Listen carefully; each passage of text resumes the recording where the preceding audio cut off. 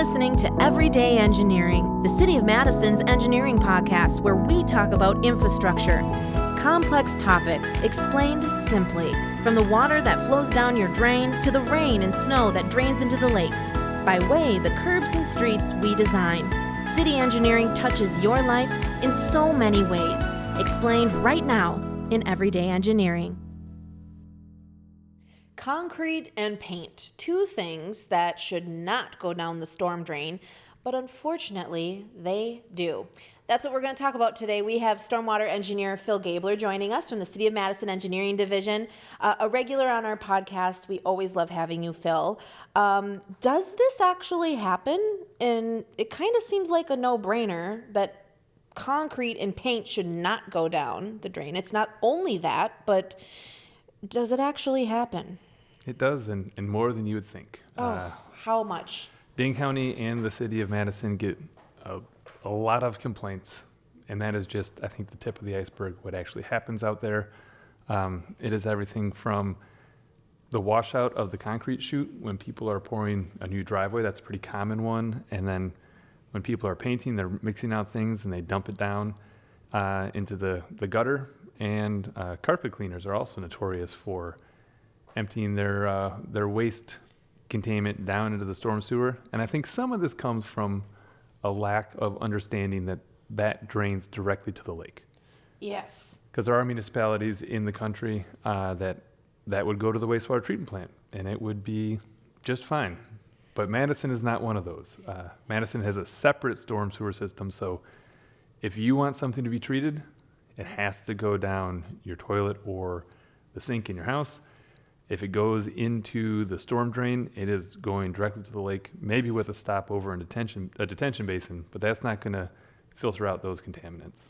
And another clarification, not everything can go down your drain either, in your kitchen or like any of that sort of way either, which we have another episode about. You can just find that. It's the one about a bowling ball. That's easy to find. But and we also have a page on our City of Madison Engineering Division website of do not put down the drain. So concrete should never go down the drain. Anything along that. Paint should not. But I will say, I can think about different instances where, somebody painting a room and you got to wash your paintbrush. So do you just under a hose into a bucket you bring somewhere safely? Is that what we're supposed to do? So if you're doing latex paint, I'm not speaking from So- experience, but I think that's very common, right? Someone's painting or touching up in their house and they need to wash their paintbrush, but we're not really talking on the little bits or what? So it is the little bits, right? Okay. It's death by 1,000 cuts. If you are just doing painting outside, right? If you have just a little bit of rinse water from your paintbrush, maybe you're getting most of the paint off, drying it off, and then you're going to go in and finish it up with soap and water inside. That can go on your lawn, right? That will biodegrade in your lawn. Just put it on your lawn? Yeah, you just don't want to put it in the gutter. When you put it in the gutter, right, there's no chance for it to soak in. It is a water slide that's taking that paint water directly into the lake. It just seems like a no-brainer that's not where it should go. But it's like you said, it's happening more often than people think. And the same with concrete, right? Please. Even on construction sites where they're moving a lot of concrete, right? As they wash that chute out, right? So the concrete truck shows up, they fill up the forms, and then all the concrete's out of the truck, and they have to drive back and get the next load. If they don't spray down the chute, they are going to have a chute that's full of concrete when they get back to the concrete factory, right? Sure. And that is not a good day for anybody. No, and not efficient. Right. So they hose it out. If they hose it out into a hole in the ground, right, that is allowed in Wisconsin. There are some states where that is not. But people sometimes don't have a hole, right? Mm-hmm. In that case, you need to have containment. You need to have a bin with a plastic liner. You can hose out the chute, let it harden up, let that water evaporate, bag that up, and take it to the landfill. So if a contractor is watching this right now, what's one thing you would like them to know? Don't I mean, wash other out your chute in into the the gutter. storm. And if you do, right, there is a process in place where you will be fined, right? This is not a clean process. That's the problem. It leaves a trail of concrete through the gutter that went from the property owner that you were just at doing a job down to the storm drain. It's really easy to trace that back. And then when we show up and talk to the property owner and they say, well, I hired this concrete company to pour my new driveway, I'm like, well, you can try to extract this fine from them. Because it goes to the homeowner, which does not make for a happy client. So if you want to have happy clients, take care of your concrete properly. Oh my goodness. Oh, but what if you don't see them doing it? What if you don't know? You're not gonna. I'm just putting myself in a homeowner perspective, or somebody who might be fined. Like, what if they come, they clean the carpet, and you didn't know that they were gonna be dumping it down there? What should we be asking? Is there anything we can do? Yeah, so I think there's a good practice, right? Always get 3 quotes for any project you do in your house. 3 quotes, right? Yes. It gives you some confidence that you are getting a good bid on the work. While you're asking for those, it's good to say, well, what is your process for rinsing your paintbrushes or for washing out your concrete chute? Or can you certify a carpet cleaning company that you properly manage your wastewater and have that come into your mix, right? They might be, those that say they're doing the right thing might be more expensive. They might not, right? Right. You might find that you have a company that is paying a little more attention to detail if they even know that they're supposed to be doing those things. Yeah. So all things for the consumer to bring into the matrix of decision making. And what we're talking about, we haven't said the actual term, illicit dumping, right? Yep. What is that? We've talked about specific examples, obviously, that impact people day to day, but what is illicit dumping? That is when these contaminants of concern, right? So that concrete, that soapy water, oil and grease is another one. Like from what? Like changing your oil in your car? Yeah. Unfortunately, a lot of people, maybe not a lot, it's gotten better. Okay. But there has been a long history of people changing their motor oil and dumping it down the storm drain because it, quote unquote, goes away. But, right, it doesn't go away. It goes into the lake where it then causes a lot of damage. Back in the day, there were even some not so great how-to, like do-it-yourself guides where they said, well, just dig a hole in your backyard and pour your motor oil in that. Don't do that either. We don't want that. Your motor oil can be recycled. You want to take it to a motor oil changing facility, and for the motor oil, they'll take that and we'll process it. And for cooking oil also, right? Cooking oil also does not go down the drain. That goes to the cooking oil recycling facilities that the city has throughout the city where you can drop off used cooking oil after it's done all of its frying. Okay, so is that largely for, I mean, it impacts also people at home, but Yeah, those two are restaurants, mostly residents. On the restaurant side, a lot of the complaints I've seen are when people are doing degreasing of fans, right? All these fan hoods that come out of restaurants, they get pretty gross. Yeah. And then people will degrease them, and sometimes it happens on concrete or an area that goes right to a storm drain. If people just did it in the grass, it would be fine. But when it leaves their property and goes out into the street and it's foamy and it's oily or it's toxic, then it becomes an illicit discharge. And in Madison, Dane County Public Health will come out and have a conversation with you.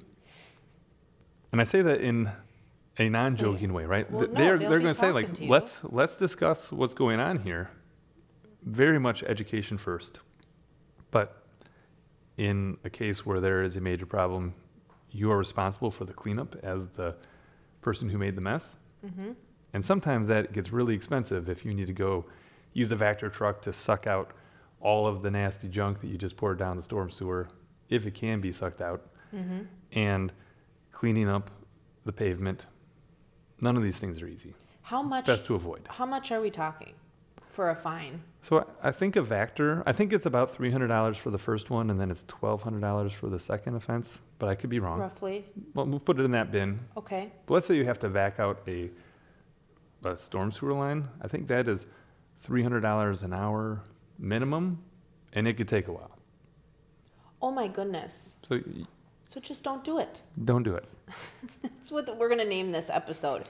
Just don't do it. Just don't do it. Don't put it down the storm drain. What other sort of circumstances would this include? We talked about carpet cleaning. We talked about oil and grease. Anything else we're missing? What Yeah, other we've things? seen car washes. Oh, So car washes, all the water that, like that's where you should wash your car, right? at the car wash. Go wash your car at the car wash. But sometimes things go wrong. And, you know, some of our car washes are fully automated. There's not a person there No. checking on things. And so there's been situations where the floor drain has clogged for whatever reason. And now all of that soapy water is spilling out of the car wash bay and out into the street. Just soap. The soap soap. and the polish and all the stuff that's in the car wash and the dirty water. Okay. And those things are not supposed to go into waters like lakes and creeks, right? Right. So you got to maintain those things and fix them. A good rule of thumb is you're going to use a cleaner outside, read the label.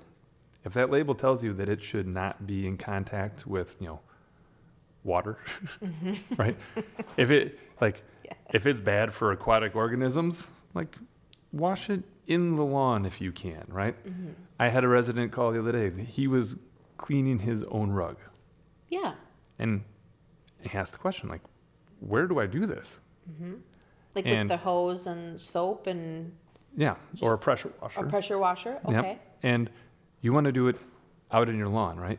You may need to scavenge a few pallets, do something so it's lifted off the ground a little bit, but you want to do it in a spot where that water can soak in and not just in your driveway where it's going to run out off your property and out into the street. Sure. The other thing, if you're cutting concrete, right? We talked about pouring concrete, but Yes. as you cut concrete, you get all this slurry and junk. That can't leave your property and go into the storm sewer either. That is a perpetual challenge, and it's hard to do, but water and a Vector or a shop vac, you can suck up that slurry. Oh my goodness. There's so many. Is there anything else? So the other side is on the system level, right? Right. I think Madison has, I should know this. Let's call it 450 storm sewer outfalls into the lake or streams. Okay. We check about a third of those every year. An outfall is what? What is That's that? where the storm sewer goes into the lake. Got it. And so you could be out paddling on the lake and you'll see a storm sewer. Mm-hmm. And when it is not raining, right, they're usually dry. Yeah. Right? There's some pump water that gets in there. But as part of our kind of keeping tabs on our system, we check a third of those every year during dry weather to make sure that there's not any nasty stuff coming out. And if there is water coming out, we then take a sample, say, does this smell like, you know, is this sump pump water? Is this clean water? Or does it have a sheen to it? Is it cloudy? Is there something nasty in this water? Run it to the lab, say, oh, this is a problem. And then you chase that up the pipe and see, because there's a thing called cross connection, right? A lot of pipes in the ground. Sometimes people connect to the wrong one, and then you're flushing your toilet into a storm sewer line. Oh, that doesn't. That's- Does that happen? That happens all over the world. Okay. But We're learning a lot today. that's why this program exists. So That's why the program exists. Is that that's like the big part of illicit discharge. Okay. Say it isn't so. The Oh other my thing God. is, like, we found one that was on a city property that was a storm. It was a floor drain in a kitchen. Right? Those are supposed to connect to the sanitary sewer and go to the wastewater treatment plant. But that one had connected up to the storm. Oh, But it rarely got used, right? And it'd just be maybe a gallon of soapy water that came through. But during a construction project, we found this connection and fix that, Like send it to the sanitary. Like it was just hooked up by accident when it was built? Is that what it is? So Like it's just been like that for 60 years, and nobody knew because even with those checks, it never had enough water going through it to be a problem. Wow. I think one thing I have found, there's all sorts of information on, Dane County's website and our website. This nugget of info, just to give you a little perspective, it takes 10,000 gallons of rainwater, 10,000 gallons of rainwater to neutralize just 1 gallon of concrete waste. Yeah, it's a lot. 10,000 gallons of rainwater to neutralize just 1 gallon of concrete waste. That shows the impact, obviously, and how detrimental it is to our water system. So it sounds like these conversations should be had with the contractors, should be had with our community. What sort of things can we share that would help people in this instance? I think it's that you are definitely not in the wrong to ask questions of your contractor, right? Ask what the plan is. Ask for even proof of a plan, right? Mm-hmm. When they show up, it's okay to be a little nosy.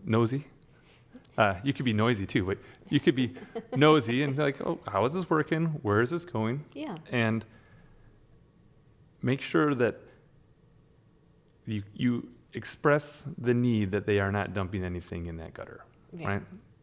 If you're going to do a job for me, I would like you to do it the appropriate way, and there are rules in place.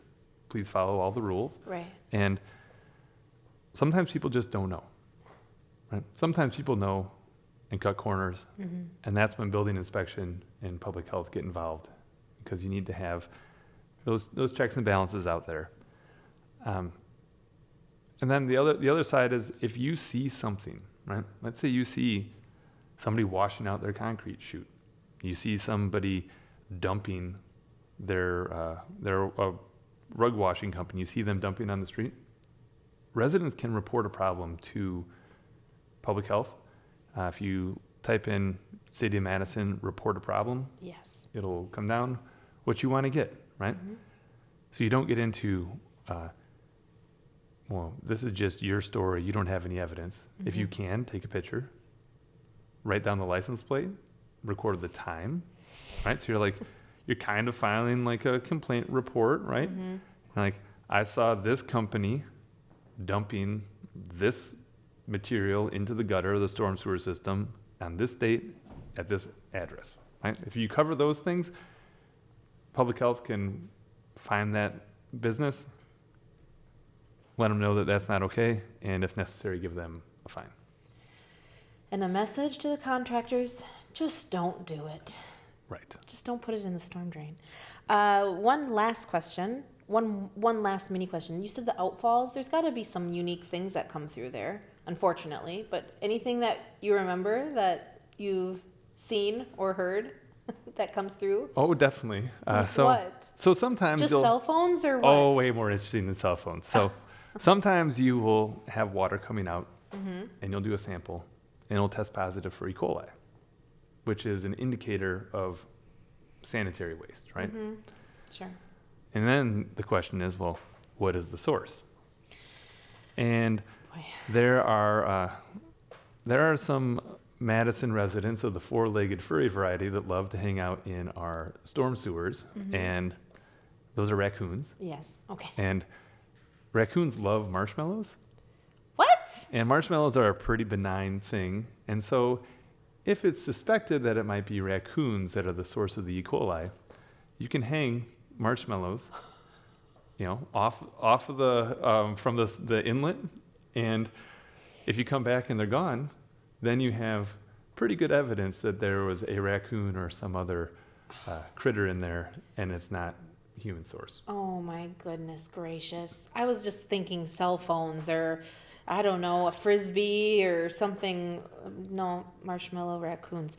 Thank you, Phil, for always livening it up and giving us a good message and resources for everybody, right? Anything else you want to add and we'll wrap up?